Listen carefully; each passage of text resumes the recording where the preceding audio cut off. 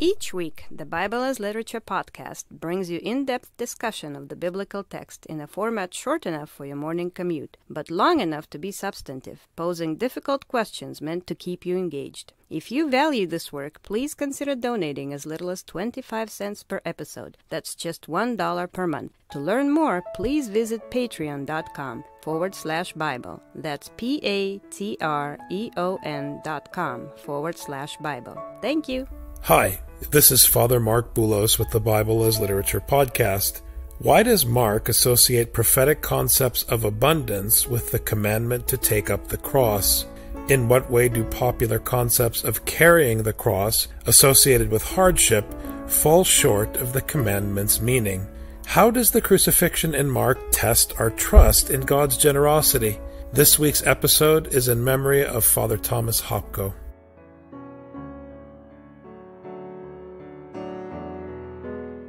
You're listening to the Bible as Literature.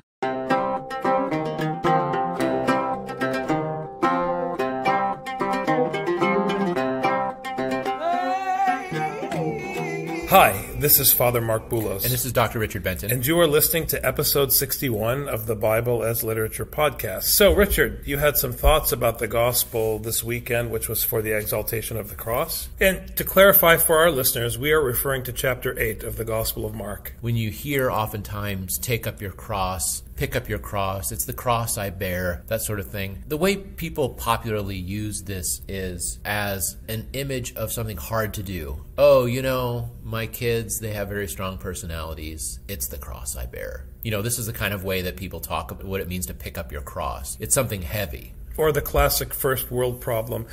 I fell out of love with my spouse. It's my cross to bear. Right. Or my spouse doesn't love me. I mean, we invent crises that pertain to our inability to deal with personalities or to submit to personalities.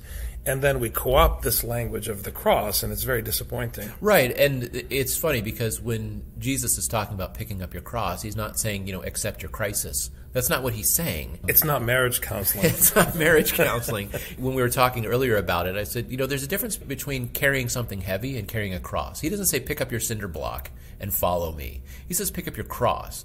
And there's a significance of the cross in that this is the means of execution. Pick up your means of execution and follow me. Post-conviction. Exactly. The only time that you would be carrying a cross in the Roman Empire is if you'd already been arrested, already been convicted, already had a punishment imposed upon you. A sentence, a judgment. Yeah, once you've had your sentence, then you pick up your cross, and once you pick up your cross, you have a very limited amount of time to live left. You're picking up your cross and you carry it, up there to the top of the hill, and that is the end of your life, up there at the top of the hill. When you're picking up your cross, you're not saying, I have to do something hard. You have to say, I'm almost dead. Well, and I think that this attitude in popular Christian culture, that picking up your cross is akin to striving or struggling to move forward to achieve some end, I think it's a betrayal of the entire movement of the gospel, which is to strip the human being of initiative, not to bless them for their initiative. I like how you put it, Father. It's not the striving towards a goal. It's the end of all striving. The goal is up there at the top of the hill, and it's death. And it's failure. And it's humiliating death, it's failure, and it's conviction. And so this is what it means to pick up your cross. And this is understood in the passage because right before this is when Peter doesn't want Jesus to go pick up his cross. He doesn't want Jesus to be crucified, and he rebukes him. Now, let me back up for a minute because I think there's something important going on over the course of this chapter that really informs why Jesus is talking about this now. The disciples are really causing a lot of problems in this passage, actually. They show time and time again that they don't get it in this short chapter. So the thing that happens here is that the disciples don't understand that God the Father is always providing. Whatever you're doing, God is providing. He may withhold for a moment, but then he provides again. And that it's all about understanding this teaching, which is that the human being always lives with what he needs until he dies. This is the basic teaching of Torah, and this is what we have all the way from Genesis 1. God created a garden so that the people would have everything they needed to eat, everything they needed to drink, and the animals were there to help them. They had nothing to worry about. This is the way that the world was supposed to be set up. But because the human being thought, there's a tree over there that looks very tasty, and I would like to know about good and evil, therefore I'm going to eat that. Even though I have everything I need already, there is no good or evil, but I want good and evil, and I want that tasty fruit. And so the human being doesn't understand that God is constantly providing everything for humans all the time. There is no need for worry. There is no need for fear because one always has what one needs. Okay, now someone's going to say, well, what can you say about people living in drought in the Horn of Africa and this sort of thing? They're living without. But are they living without because God is withholding or because the rich human beings around them are withholding? From the point of view of those people, they have to say God is withholding, and we have to assume still that God is going to give us what we need. This is the assumption you have to have with the gospel. But at the same time, there's a judgment on those rich people in the Horn of Africa who are living large with their fountains in front of their houses, wasting these resources. Well, you have to always remember, and I want our listeners to keep this always in mind when you're dealing with scriptural metaphor, it's not a description of the physical world. The Bible is not in the school or the genre of the physical sciences. It's in the school of behavioral science. So when Scripture presents such a metaphor, it's not dealing with whether or not there's enough. It's dealing with the dynamics of human behavior as they pertain to the problem of scarcity. Because the fact is, people living in poverty, because their situation forces them to accept what they can't control, very often are much happier and healthier psychologically and in their relationships and in their communities than we are in the West. And anyone who's traveled to a second world or a third world country, I hate those categorizations, but they're terms of convenience, to a country that hasn't benefited from the abundance of Western industrial wealth, they often and regularly discover that people over there have stronger families, tighter communities, and are just generally happier. They have healthier relationships with their children. Their children have much less behavioral issues than ours do. How that makes sense, I think, has a lot to do with what you're touching on here in Genesis. The reason why I bring up scarcity is because scarcity creates a fear response in human beings. And when there's this fear response in human beings, that's when they tend to go crazy. And that's when they tend to oppress others. That's the beginning of all the evil deeds that humans perform, is this fear that something bad is going to happen. And so I think it's important that the passage in this chapter that precedes the cross speech that Jesus makes is about the loaves. And when their multitude is out in the desert, the first thing the disciples say is, what are they going to eat? Jesus, we don't know what they're going to eat. You know, they're having a crisis because, well, how are they going to have enough? How can God provide food in the wilderness, Jesus? Which is ironic because they're disciples and supposedly students of Torah. Can God provide food in the wilderness? Well, yeah, actually he did after the Exodus. Like, we know he can do this. But they forgot. They don't know. So Jesus says, okay, what bread do you have? Okay, whatever bread you have, it's enough for everybody. Whatever food is there is enough for everybody. Don't worry about it. Oh, wow, how'd they do this? And they even had leftovers. So then later on, Jesus warns them, don't accept the leaven of the Pharisees. And they say, oh, he's talking about bread, meaning, oh, we're not supposed to take their bread. You know, we only take the Jesus bread. And he's like, that's not what I'm talking about. The problem is that Jesus provides you all the bread you need because of his teaching. So why then would you entertain the teaching of the Pharisees? You know, because the teaching of the Pharisees leads to insiders and outsiders. And why do you have insiders and outsiders? Because we don't want to share what we know we have. We don't want to share what God has with those on the outside. So therefore we cut a division. Those on the outside, sorry, God doesn't care about you. God can't really help you until you're willing to become one of the insiders. And once you're on the inside, we'll keep track of you to make sure that you're still okay, that you're still one of the insiders, because we only have limited resources in here. We can't just give everything to everybody. God isn't just going to give everything to everybody. That would mean the end of our community. That would be the end of the community. But Father Mark, the gospel you're preaching undermines our gathering as church. Well, yes, it does. Because the proposition of the gospel is that God came for the sake of the entire world, not for the sake of you. And by signing up for this, you're committing to that cause for the life of the world at your own expense. So why are you defending your group? And as you well know, Father, the whole dispute with Peter in Galatians is that oh, will God be able to show his grace on people who aren't circumcised? This is the big question. The answer is, of course. Why wouldn't he be able to? But the big question is a big lie and a self-delusion for the insiders, because the gospel exposes their actual intent. Whatever they tell themselves so they can sleep at night is a different matter. But their functional intent, their behavioral intent, is to increase their stature and to magnify the importance of their inner circle. That's why Paul makes fun of them when he calls them the pillars and those of repute. So, I mean, it's clearly the dynamic in Mark. I mean, that's another discussion. I mean, the polemic against the Pharisees corresponds to the polemic against the pillars in Jerusalem. Well, and here, Jesus is using the polemic against the Pharisees as a jumping off point to get on the disciples' case, saying, you're still trying to figure out the bread. The bread is a given. The point is that there's enough for everybody. If you believe there's enough for everybody, the Pharisees then become irrelevant. Their teaching no longer functions. So if you understand that the bread means that God provides for everyone, even in the wilderness, then why would you take this teaching seriously that would say that there's only a certain amount, a finite amount, and we can only serve a certain amount of people so much before we run out? He's like, it's like, I'm God. I'm God. It's not going to run out. I mean, come on. But can't you show us your record-keeping books, Lord? Well, we need proof that you're keeping books correctly so we can see how much you have stored up for us. And this is interesting because that's what he critiques the people, saying, there shall be no sign given unto this generation. I think we should hire an outside consultant to audit God. Well, this is exactly. It's like, well, we want to just be sure. It's like, you just received the bread in the wilderness. What do you want? What more do you want? And, he goes on. Having seas, see you not? And having ears, hear you not? And do you not remember? When I broke the 5 loaves among the 5,000, how many baskets full of fragments did you take up? 12.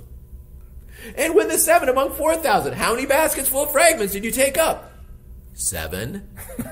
And he said to them, how do you not understand? Literally, that's verse 21. And he said unto them, how is it that ye do not understand?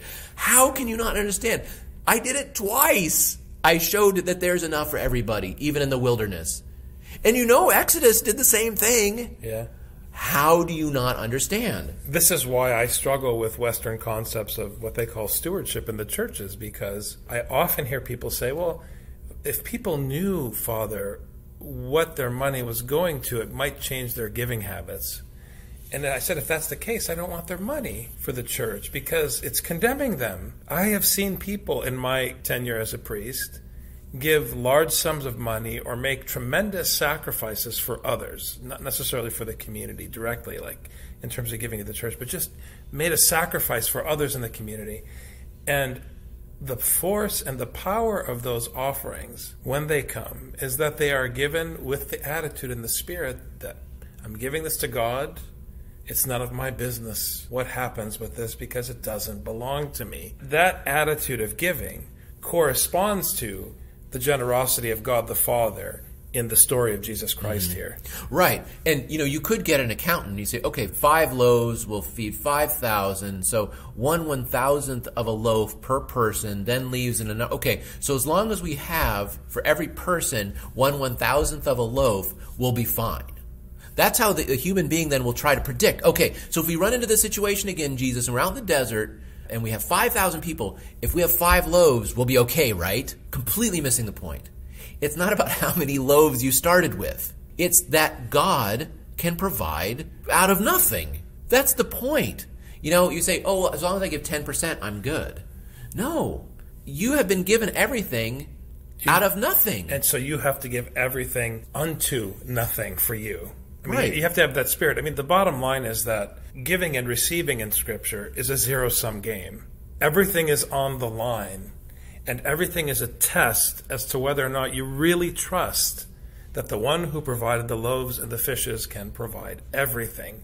And that trust has to be so complete that it would lead you to this discussion of what the cross really is in Mark chapter 8. After this, we have the episode with the blind man who, when Jesus puts the thing on his eyes, he can kind of see but not quite see.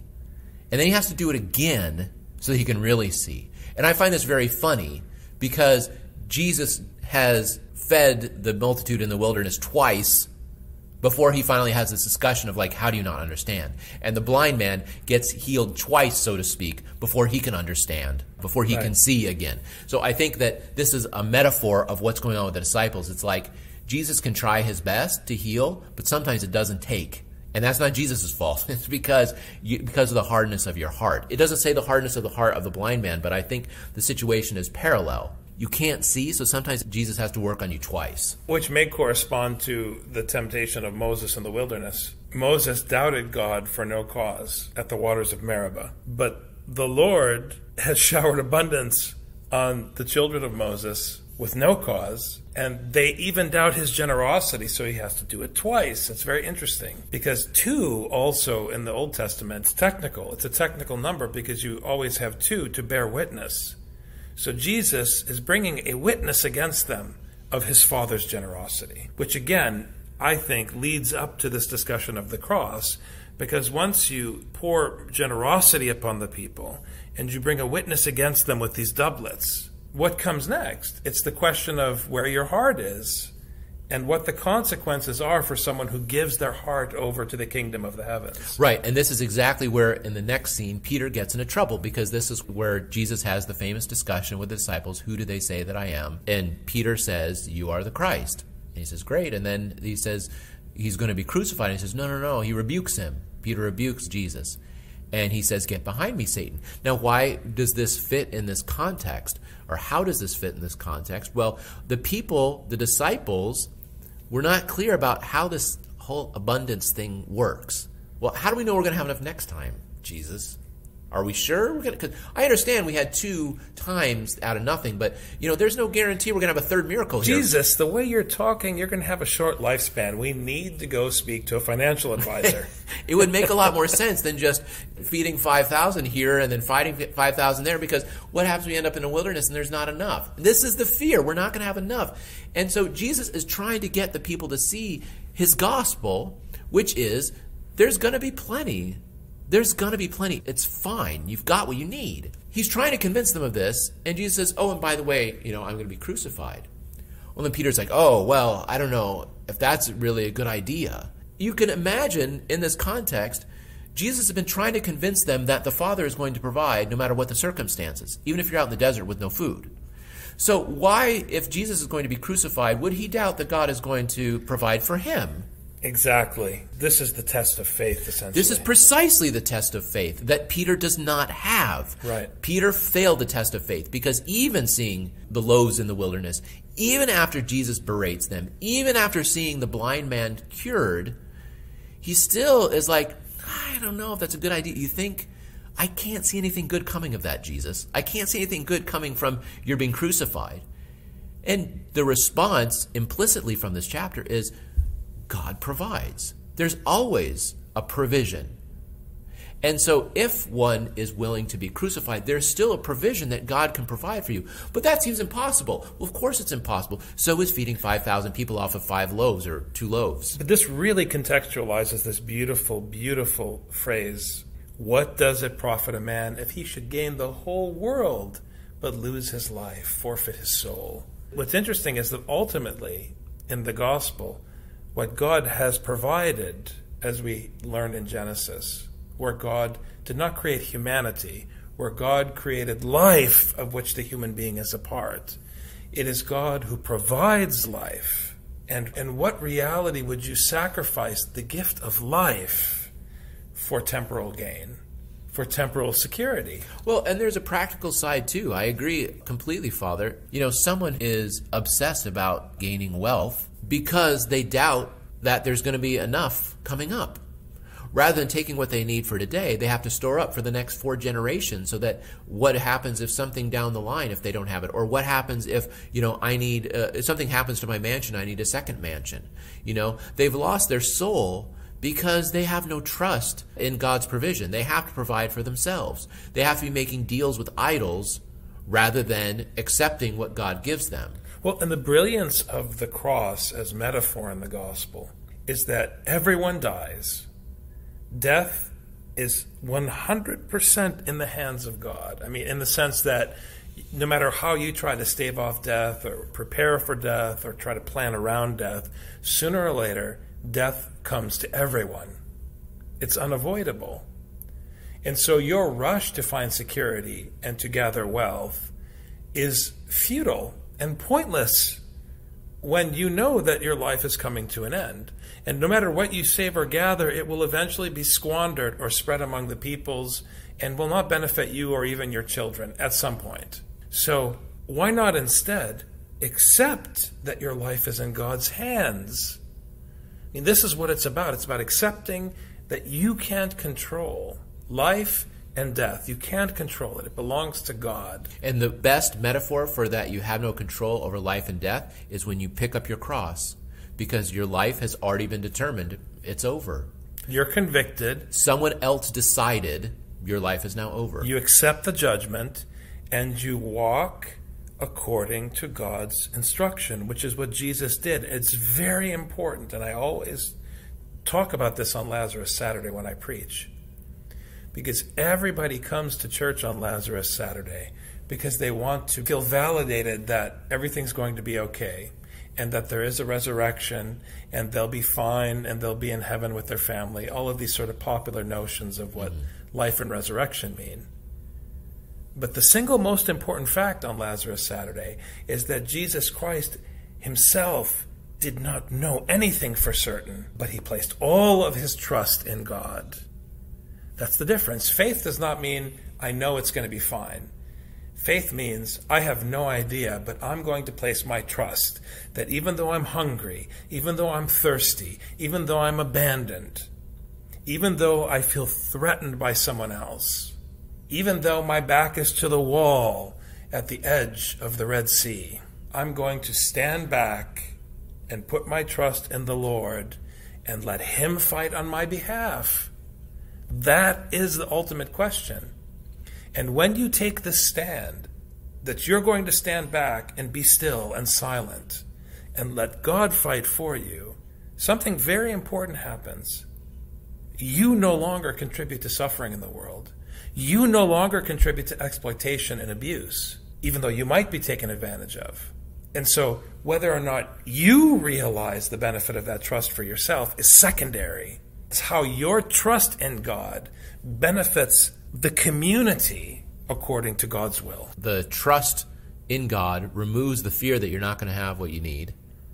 And so therefore you don't have to contribute to suffering to others. You don't have to be withholding from others. You don't have to be excluding others. You're always able to give, because the final decision is up to God anyway. What you're given is just God's, and the only thing you're going to be judged on is whether then you're contributing to what other people need. If you're going to be offering up to others what was given to you for no reason. This is what we're going to be judged on.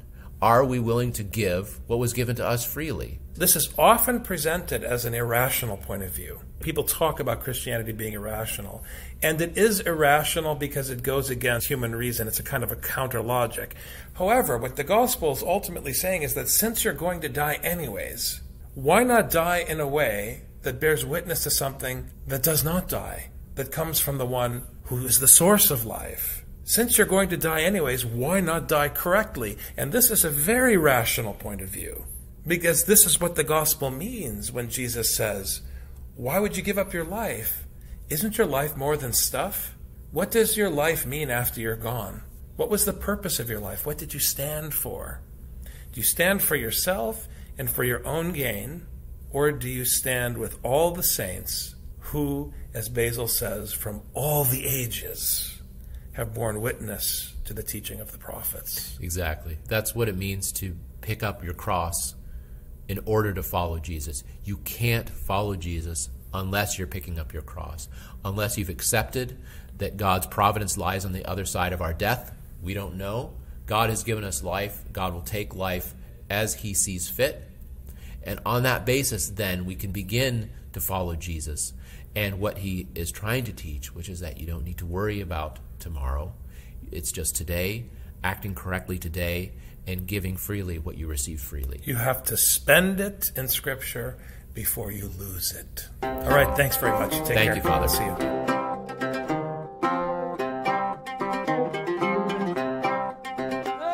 You've just heard the Bible as literature. Thanks for listening. The The Bible as Literature is a production of the Ephesus School Network.